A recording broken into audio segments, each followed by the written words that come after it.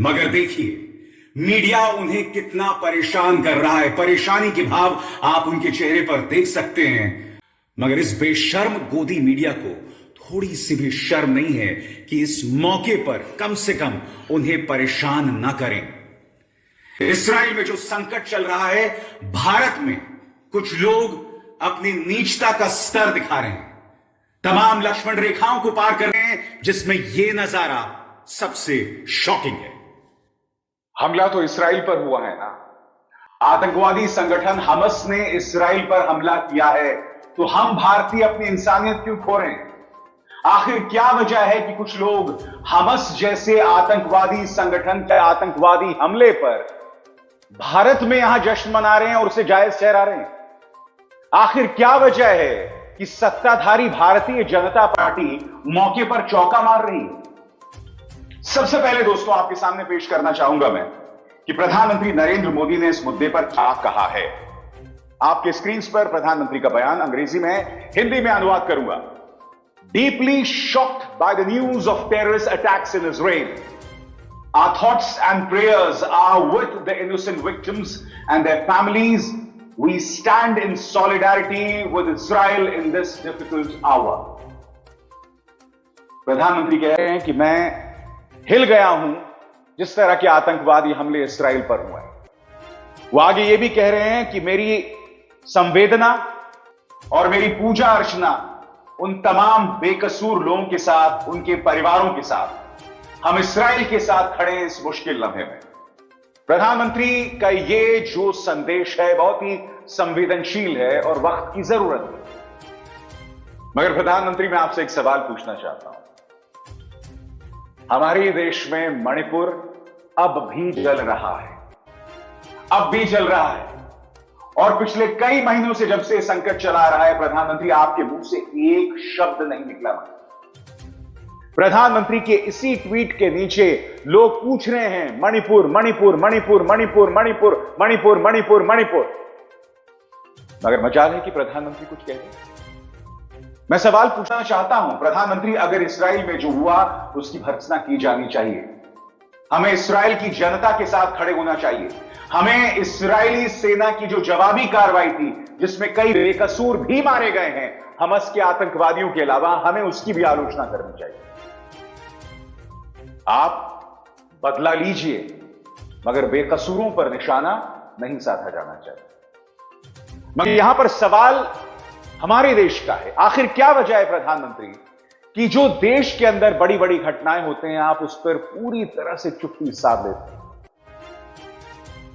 चीन हमारे 21 जवानों को शहीद कर देता, आपके मुंह से चीन नहीं निकलता, और चीन के नाम पर आप मीडिया संस्थानों पर क्या कार्रवाई करते हैं सब जानते हैं। मणिपुर में हालात बद से बदतर हैं, अभी भी काबू में नहीं है प्रधानमंत्री, मगर आप इस्राएल के लिए ट्वीट कर सकते थे। हमारे देश मणिपुर में जो हो रहा है उस पर आपके मुंह से एक शब्द नहीं निकला। और इस मौके का भी फायदा उठाने की कोशिश भारतीय जनता पार्टी कर सकती है। तालियां आपको, 36 तोपों की सलामी। एक यही संस्कारी पार्टी है जो हर त्रासदी को वोट में बदलने की कोशिश करती है। उन्होंने दोस्तों ये ट्वीट किया है आपके स्क्रीन पर। इस ट्वीट में भारतीय जनता पार्टी यह बता रही है कि जो इस्राएल में हुआ उसका सामना भारत कर चुका है, मगर वो यहां नहीं रुकता है। वो 2004 से 2014 की बात करता है, जब कांग्रेस का शासन था और जब आतंकवादी हमले हो रहे थे। यानी कि इस्राएल में जो हुआ सो हुआ, अब उसका फायदा देश में उठा लिया जाए वोट बटोरने के लिए। शर्म तुमको मगर आती नहीं? एक त्रासदी के सहारे वोट्स हासिल करने की कोशिश। अब जाहिर सी बात है दोस्तों, कांग्रेस इसका पलटवार कर रही है। हालांकि एक बात स्पष्ट कर दूं, जो मुद्दे भाजपा ने उठाए हैं, जिन आतंकवादी हमलों का जिक्र किया है, चाहे 26/11 हो, चाहे मुंबई ट्रेन धमाके हो, चाहे हैदराबाद धमाके हो, ये सब हकीकत थी। और उस वक्त जब कांग्रेस का शासन था तो मैंने बतौर पत्रकार उस वक्त सुरक्षा की खामी को लेकर उस वक्त की कांग्रेस सरकार को कटघरे में रखा था। मगर मुद्दा वो है ही नहीं। अभी मुद्दा आज ये है कि आखिर क्या वजह है कि भारतीय जनता पार्टी एक त्रासदी का भी इस्तेमाल वोट बटोरने के लिए कर रही है। अब स्वाभाविक सी बात है दोस्तों, इसका पलटवार कांग्रेस कर रही है। क्या कह रही है सुप्रिया श्रीनेत आपकी स्क्रीन पर? 1999 में भाजपा के शासनकाल में कंधार हाईजैक हुआ, फिर मसूद अजहर को सुरक्षित रिहा किया गया। भाजपा के शासनकाल में 1999 में करगिल में घुसपैठ हुई, 2001 में संसद पर हमला हुआ, 2002 में रघुनाथ मंदिर और अमरनाथ यात्रा पर हमले हुए, और अब भी मोदी सरकार की नाक के नीचे आतंकवादी हमलों की एक लंबी लिस्ट है। और ये सिर्फ कश्मीर क्षेत्र के आंकड़े हैं, बाकी आगे साझा करूंगी, जिसमें आप देख सकते हैं सुप्रिया श्रीनेत बाकायदा पूरी लिस्ट पेश कर रही हैं। आर्निया में हमला होता है जहां 8 लोग मारे जाते हैं, मोहरा 31 फील्ड रेजिमेंट उड़ी में 11 हमारे सुरक्षा कर्मी मारे जाते हैं, कठुआ में 3 सुरक्षा जवान मारे जाते हैं, कुपवाड़ा में 3 सुरक्षा जवान मारे जाते हैं। इस तरह से पूरी लिस्ट पेश की है। कांग्रेस ने भी अपने ट्विटर हैंडल पर बताया है कि मोदी सरकार में कौन कौन से आतंकवादी हमले हुए हैं। बैंगलोर ब्लास्ट, जम्मू हमला, मणिपुर हमला, गुरदासपुर हमला, पठानकोट हमला, पंपोर हमला, कोकराझार हमला, उड़ी हमला, बारामूला हमला, हंदवाड़ा हमला, नगरोटा आर्मी बेस पर हमला, सुकमा हमला, Bhopal Ujjain passenger train bomb blast, Amarnath यात्रा पर हमला, सुंजुबान हमला, दांतेवाड़ा हमला, गढ़चिरौली नक्सली बमबारी, पूरी एक list. Sukma, Pulwama, Jammu bus stand, Kashmir हमला, डिब्रूगढ़। यह भी बताया जा रहा है कि राष्ट्रीय सुरक्षा सलाहकार अजीत डोभाल ने 1999 में बाकायदा उन आतंकवादियों को तालिबान को सुपुर्द किया था, और उसके बाद मौलाना मसूद अजहर जैसा राक्षस पैदा हुआ था, जिसने फिर हमारी संसद पर हमला करवाया। यह भी बतलाया जा रहा है कि पहली बार भारत में एक जगह जहां पर आतंकवादी हमला हुआ था, वहां भारत में आतंकवादी हमला करवाने वाली आईएसआई को निमंत्रित किया गया। तो एक तरह से दोनों तरफ से वार और पलटवार हो रहा है। मैं एक बात स्पष्ट कर दूं, प्रधानमंत्री जब इस्राइल के बारे में कहते हैं तो हम उनसे ये उम्मीद करते हैं कि वो मणिपुर के बारे में भी कहें। मणिपुर पर आप पूरी तरह से खामोश बने हुए हैं, जो अपने आप में बहुत शॉकिंग है। प्राइम मिनिस्टर, बहुत जरूरी हो जाता है कि मणिपुर में जो चल रहा है उस पर काबू पाने के लिए आप बयान दें।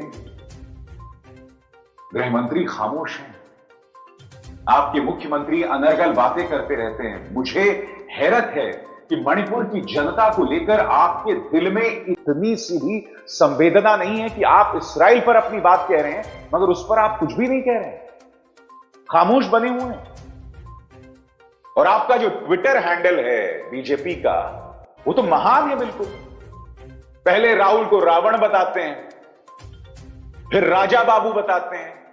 हालांकि आप जानते हैं फिल्म राजा बाबू में जो राजा बाबू यानी गोविंदा का कैरेक्टर होता है, वो अलग अलग गेटअप्स में फोटोज खिंचवाता है, अलग अलग कपड़े पहनता है, बार बार कपड़े पहनता है, कभी डॉक्टर कभी सैनिक। और आप भी जानते हैं हमारी भारतीय राजनीति में ऐसा कौन सा राजनेता है जो सबसे ज्यादा कपड़े बदलता है, सबसे ज्यादा टोपियां बदलता है? कौन है ऐसा राजनेता? बताइए, कमेंट सेक्शन में बताइए। यानी कि भारतीय जनता पार्टी के ट्विटर हैंडल ने शालीनता की तमाम हदों को पार कर दिया। इस्राइल में जो हो रहा है वो हम सबके लिए चिंता की बात है, मगर जो इस्राइल में हो रहा है उसको लेकर हम अपने स्तर को ना गिराएं। आप जानते हैं दोस्तों, ट्विटर पर भारत में बसी एक मुस्लिम स्कॉलर का मैंने ट्वीट देखा, और वो बहुत ही शर्मनाक ट्वीट था। वो मोहतरमा ये बात कह रही थी, क्योंकि आपको याद है दोस्तों एक वीडियो वायरल हो रहा है जिसमें एक औरत की लाश पड़ी हुई है, मुंह के बल उसकी लाश पड़ी हुई है एक गाड़ी में, उसके शरीर पर एक भी कपड़ा नहीं, और हमस के आतंकवादियों ने उसकी लाश पर पैर रखकर वो लोग नारे लगा रहे हैं अल्लाह अकबर। मैं आपसे समझना चाहता हूं और मैं चाहूंगा कमेंट सेक्शन में मुझे बताएं, एक बेकसूर औरत की लाश पर पैर रखकर अल्लाह अकबर के नारे लगाकर कैसे धर्म का रुतबा बड़ा होता है। कुछ लोग इस मुद्दे पर जश्न मना रहे हैं, और जिस मुस्लिम स्कॉलर की मैं बात कर रहा हूं, मैं उनका नाम पेश नहीं करना चाहता हूं। आप मेरे ट्विटर हैंडल पर जाकर देख सकते हैं मैं जिक्र किसका कर रहा हूं। मोहतरमा यह कहती हैं कि यह इन आतंकवादियों की महानता है कि उन्होंने उस औरत के कपड़े नहीं उतारे। उनका यह कहना है कि उस लड़की ने पहले से ही बिकिनी पहनी होगी, यानी उसमें भी उस लड़की को, उस औरत को उन आतंकवादियों की महानता दिख रही है। इतने बेशर्म कैसे हो सकते हैं ये लोग, मैं समझना चाहता हूं। हकीकत यह है कि हमस ने एक आतंकवादी हमला किया जिसमें कई बेकसूर इस्राएली मारे गए, बच्चे, बूढ़े, औरतें, किसी को नहीं बख्शा उन्होंने। कुछ लोग पार्टी कर रहे थे, इतनी शॉकिंग तस्वीरें आ रही हैं दोस्तों। कुछ लोग पार्टी कर रहे थे और ऊपर से पैराग्लाइडर से लोग उतरते हैं और लोगों को मौत के घाट उतार देते हैं। इतना शॉकिंग हमला। अब जाहिर सी बात है इस्राएली सेना जवाबी कार्रवाई करेगी। हमस के आतंकवादी ठिकानों पर निशाना साधेगी, जो उन्हें करना चाहिए, क्योंकि अगर आप हिंसा का रास्ता अख्तियार करोगे तो जाहिर सी बात है आपको उसकी कीमत चुकानी पड़ेगी। मैं आपको बतलाता हूं मैं किस पहलू से सहमत नहीं हूं।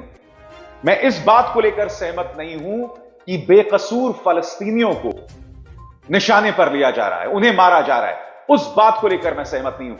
हमस के आतंकवादियों को मारिए, मौत की घाट उतारिए, वो डिजर्व करते हैं। मगर यह भी हकीकत है कि इस्राएली सेना एक अरसे से बेकसूर फलस्तीनियों पर अत्याचार कर रही है, उसका पूरा इतिहास है। मगर बावजूद इसके हम भारत में बैठकर अपनी इंसानियत नहीं खो सकते हैं। उस बेकसूर जर्मन महिला को जिस तरह से रौंदा जा रहा था, मौत के बाद भी उसकी अस्मिता को लूटा जा रहा था, यहां कुछ लोग उस पर जश्न मना रहे थे। शर्म नहीं आती आपको? बताइए, शर्म नहीं आती आपको? कैसे आप अपनी इंसानियत को इस तरह से रौंद सकते हैं? यह गलत है, यह गलत है। और त्रासदी में जब आप बेकसूर की मौत पर जश्न मनाते हो ना, तो आप यह नहीं साबित करते हो कि आप किस तरफ हैं, आप यह भी साबित करते हो कि किस तरह से आपके अंदर की इंसानियत खत्म हो चुकी है। नुकसान उस मृत जर्मन महिला का नहीं है या इसराइलियों का नहीं, नुकसान आपका है कि आप किस तरह से अपने अंदर की इंसानियत को खत्म कर चुके हैं। नुकसान उन पॉलिटिकल पार्टीज का है जो इस मौके पर भी राजनीति कर रहे हैं, वोट बटोरने की कोशिश कर रहे हैं। शॉकिंग है कि प्रधानमंत्री नरेंद्र मोदी ने आज तक मणिपुर के बारे में एक शब्द नहीं कहा, जो नहीं होना चाहिए, आपको बोलना चाहिए। मैं नहीं जानता हूं प्रधानमंत्री आपको किस चीज ने रोक कर रखा हुआ है, क्यों आप इस तरह से खामोश हैं? आपको सामने आना चाहिए, बोलना चाहिए। बहुत जरूरी है कि आप अपनी बात रखें। बहरहाल इसराइल और फलस्तीन हमस में तनाव बढ़ता जाएगा। हम एक बहुत ही मुश्किल दौर में खड़े हैं। खबरें ये भी आ रही हैं, जैसे कि इस न्यूज एजेंसी में है, कि ईरान ने हमस का साथ दिया। अगर ये हकीकत और अगर माहौल गर्म होता है तो हम एक और बड़े टकराव की तरफ बढ़ रहे हैं, जिसका आपको और हमको अंदाजा नहीं है। मैं ये नहीं कहता हूं हम एक और विश्व युद्ध की तरफ बढ़ रहे हैं, मगर हम एक बहुत बड़े टकराव की तरफ बढ़ रहे हैं। और इस मुश्किल लम्हे में हमें अपनी इंसानियत नहीं खोनी है, हमें अपने समाज को और नहीं बांटना है, क्योंकि जो इस्राइल और फलस्तीन में होगा उसका फायदा कुछ राजनेता यहां निकालेंगे, यहां के माइनॉरिटीज को टारगेट करेंगे। हमें उससे बचना है, क्योंकि हम देख चुके हैं दोस्तों, कोरोना आता है तो तबलीगी जमात को राक्षस बनाकर उन्हें टारगेट किया जाता है। सब झूठ, क्योंकि सुप्रीम कोर्ट ने उनके पक्ष में फैसला किया था। किसान आंदोलन होता है तो सिखों पर निशाना साधा जाता है, किसानों पर निशाना साधा जाता है। मैं आपसे हाथ जोड़कर प्रार्थना करता हूं कि हम अपने आप को कितना बर्बाद करेंगे भाई? किस हैवानियत के दलदल में हम खुद को दफन करते रहेंगे, बार बार करते रहेंगे? और क्यों कर रहे हैं? अपनी आत्मा को बचाइए, उस पर खरोंच मत पड़ने दीजिए इन तमाम चीजों से। उन लोगों को पहचानिए जो आप में दरार पैदा करते हैं, चाहे पॉलिटिकल पार्टीज हों या वो सो कॉल्ड एक्टिविस्ट हों, जो उस जर्मन महिला की मौत पर आतंकवादियों की अच्छाई ढूंढ रहे थे।